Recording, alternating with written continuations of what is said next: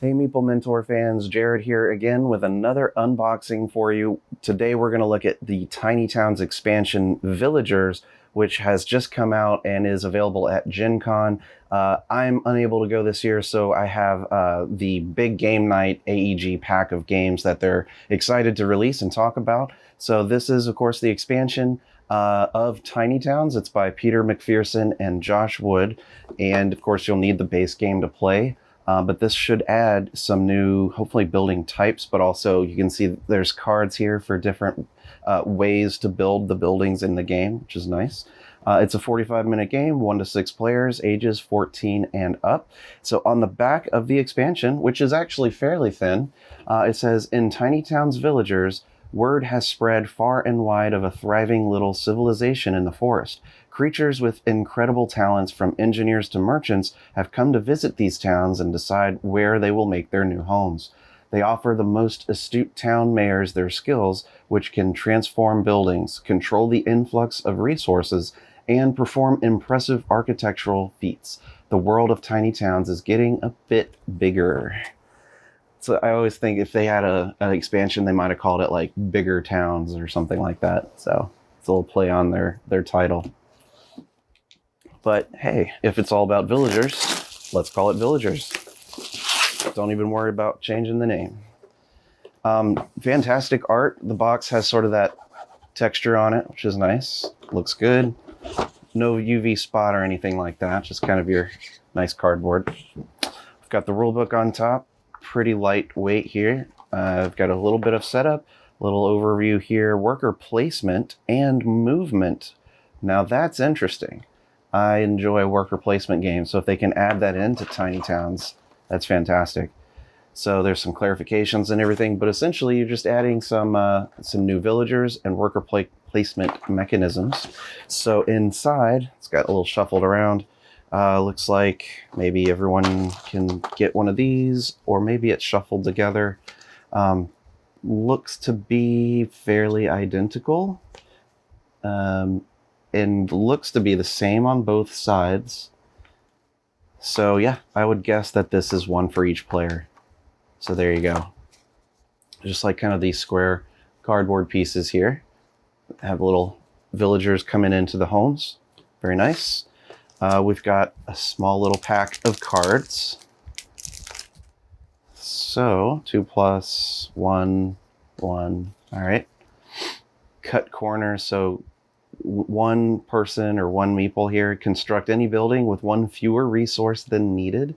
Abilities. Place a resource of your choice in your town. Do not place a resource named by another player. Fill your chest with gold. Construct a building using resources anywhere on the board. So these look like really interesting powers. Wonder if you can gain them, or if it's one that's shared, or if you have to claim it, or maybe assigned at the beginning of the game. Don't know yet. Haven't read everything. We've got some new cards. These are, of course, the same size as the other cards in the base game, and are labeled for each of the type of buildings in the game. So these are ones that you could shuffle in and that could come out. So I've got different abilities for each these type of buildings, which is always nice, just to expand the gameplay, offer some more variability. Some of these look easier, and some of them look more difficult to make. So it's kind of like, do you want to play the long game to get some of these interesting buildings out? I'm just flipping through so everyone can see them. If you want to see them even more or longer, you can, of course, slow down the video, pause it on each card that I flip through if you want to know more. I'll try to get that zoom in for you. So that's the cards. I do want to take a look here at the meeples that are added to add a worker placement mechanism. So looks like we've got several different types. There's this rat/mouse, this hedgehog looking guy kind of standing upright. We've got squirrels, and this is like a pigeon type of bird here. Let me separate these a little bit.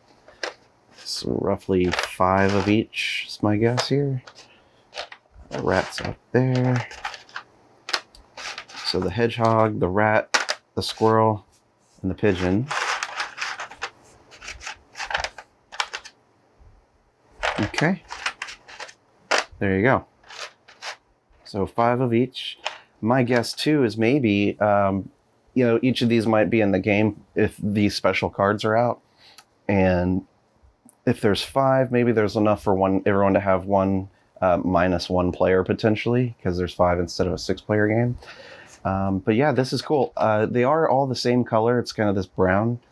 I don't know, what that means exactly for, possessing a certain player color or anything like that. But that's what's inside the box. Let me take the lid. Nothing underneath. All right. That is the Villagers expansion. I can't wait to take a look through the rulebook. It's not that long, so I'll be able to find out very quickly how to add this into the game. Same good quality of cards here, same production value as what you'd expect from an expansion. Tiny Towns, the original, still really nice, good components. So if you haven't played the original, it's excellent. And if you're not sure if you want to try it, of course, I made a tutorial video for the original Tiny Towns.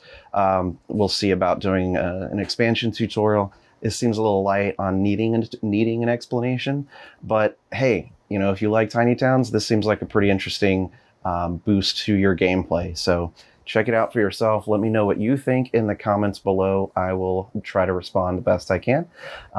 And if you're new to the channel, hey, stick around because we have 2 new board game tutorials a month, 2 podcast episodes a month, 2 board gaming news videos a month. That's every other Friday.